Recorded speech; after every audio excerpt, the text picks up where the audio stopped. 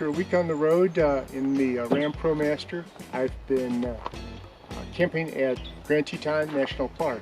It's been kind of an epic week. Started in Minnesota, overnighted at a rest stop, put the little silver insulation on the windows, slept like a baby. Since then, I went to North Dakota and spent 2 days at a state park, and then 2 days right outside of Theodore Roosevelt National Park at a conservation department campground. Stopped at a hotel one night. I needed Wi-Fi and a shower pretty badly, and now here I am at Lizard Creek Campground just inside the Grand Teton National Park. It's a beautiful spot. Got everything I need. Decent Wi-Fi, hard to believe. Flush toilets, bear containers, and works out really well. So after a week living in the van and getting used to it, there's some things that I really like. Just about everything I really like. A few things I don't. Things I like. First of all, 29 miles to the gallon on the highway. Very efficient, even with the ceiling vent put on. No real impact on the drag, so it's getting exactly what the manufacturer said it would. I thought that was great. One of the things that's been really helpful is its off-road ability.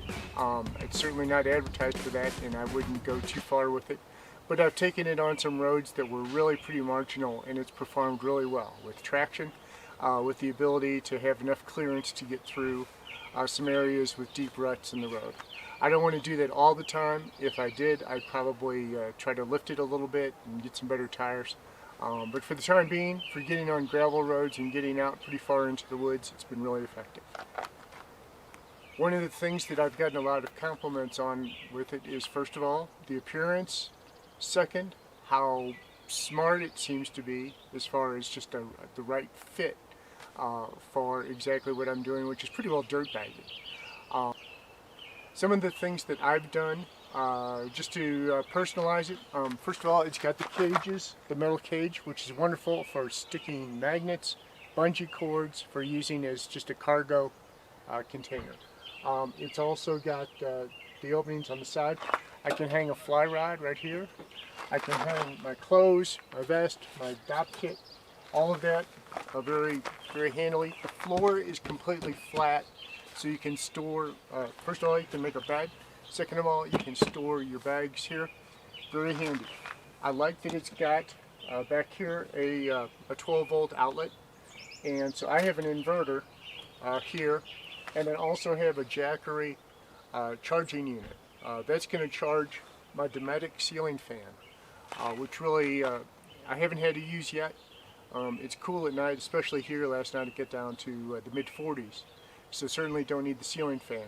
I'm still a little bit on the margin.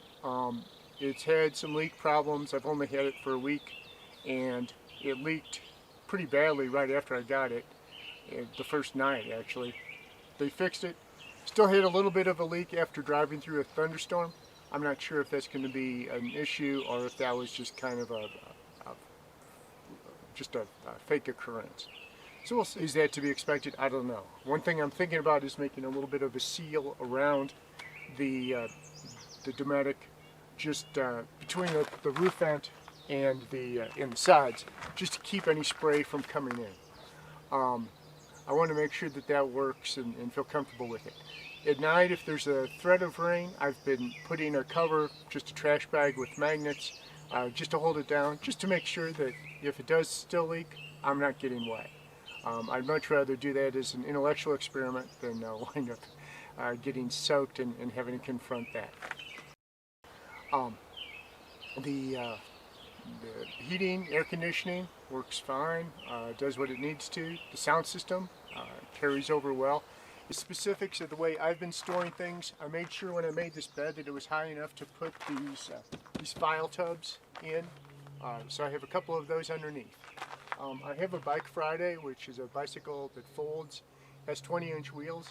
It fits perfectly side by side. I'll remove the pedal and then take off the handlebars, and it fits, and I have no problem sleeping with the bicycle even at the end of the bed. My feet are down there, they don't notice. Usually when I'm camping, I've been busy enough that I'm too tired to do anything other than just fall asleep. One surprise that I've had is the back windows don't have wipers. And I was a little bit concerned about that as far as visibility, but as you can see, I've taken it down some dusty roads, and the windows have been fine. Not an issue at all. And I also have really liked the 60-40 split. With the bed over here, it gives me an easier way to get out. I almost exclusively using the back doors to get in and out of the living compartment. One surprise that I had the first night I slept in it, when I go to open the latch to get out, the alarm goes off at like 5:30 in the morning at a truck stop. I'm sure I made friends.